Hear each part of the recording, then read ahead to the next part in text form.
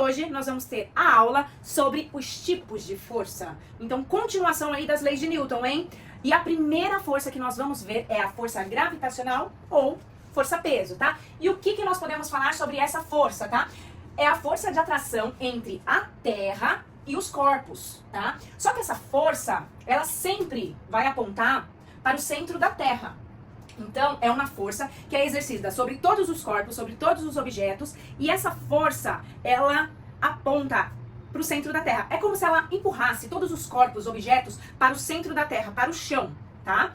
E essa força que a gente fala, que é a força-peso, tá? Por que a força-peso, professora? Força-peso e força gravitacional. É a força em que os corpos estão fazendo para o centro da Terra, tá? Então, a gente tem que a força-peso, ela vai ser o produto da massa do corpo pela aceleração da gravidade. Então, a gente tem que levar em consideração a aceleração da gravidade sobre os corpos. Então, a gente tem a massa de um corpo, tantos quilos, multiplicado pela força da gravidade, pela aceleração da gravidade.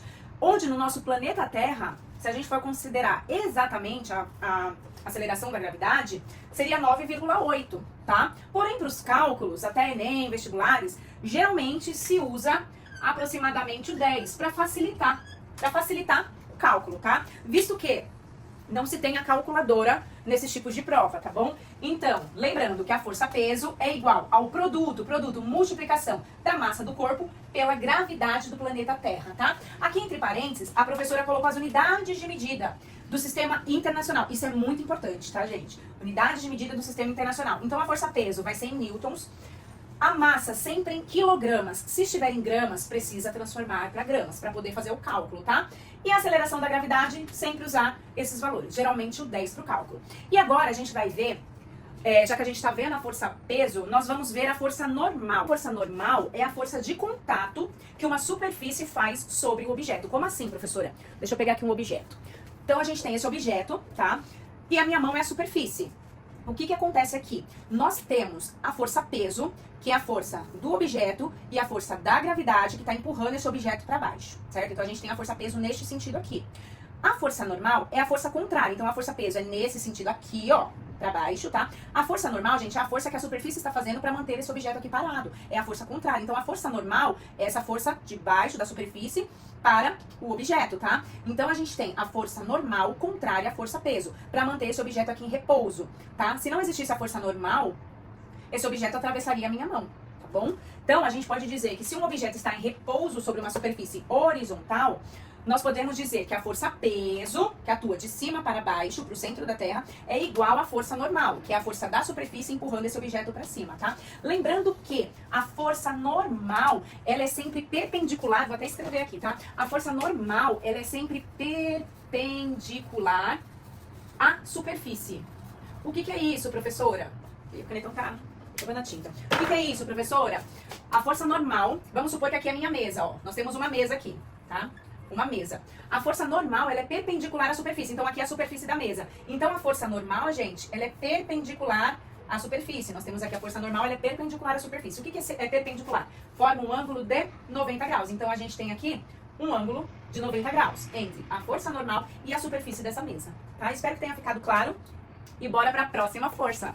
Bom, então a força de atrito, de uma maneira simples, como eu escrevi aqui, é a força que dificulta o movimento entre duas superfícies em contato, tá?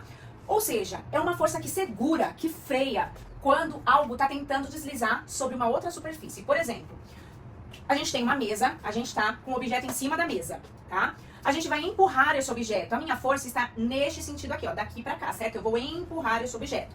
E a mesa, ela está em contato com esse meu livro, com esse meu objeto, tá? Logo, a mesa e esse meu objeto está fazendo força contrária, que é a força de atrito. Então, a superfície da mesa com a superfície do objeto está tendo aí uma força de atrito, que vai dificultar com que eu empurre este livro, tá? Então, a gente tem aqui a mesa, a gente tem aqui o livro em cima da mesa, certo? A gente tem aqui, ó, uma força. A minha força que está empurrando o objeto, a gente geralmente chama de força motriz.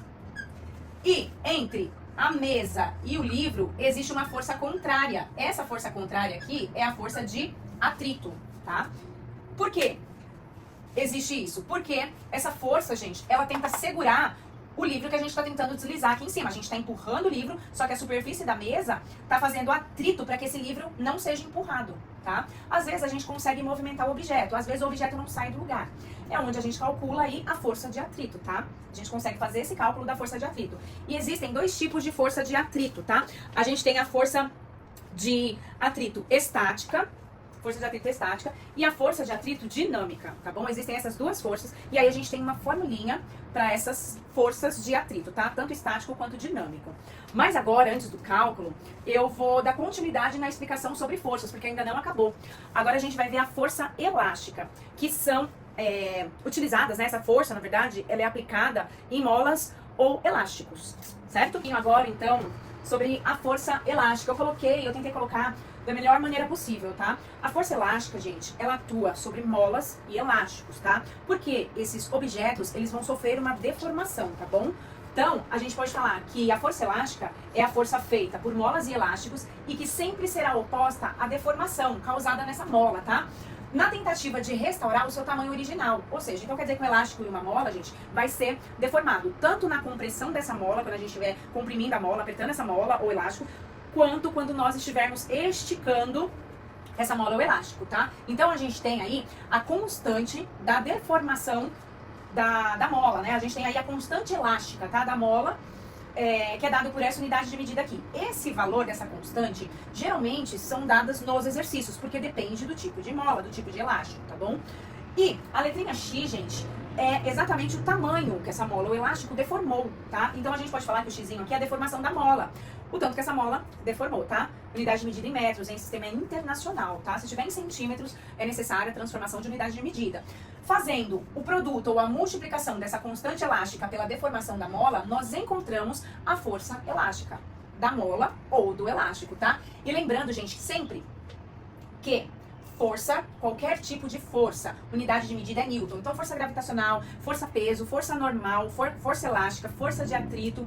Tem mais forças. Força centrípeta, força nuclear forte, força nuclear fraca. Tem mais. Força centrípeta, acho que eu já falei, força centrífuga. Todas as unidades de medida dessas forças sempre vai ser Newton. Combinado? Então, fica aqui com a gente que no próximo vídeo eu vou vir com os cálculos de todas essas forças. Porque essa matéria tá explicado.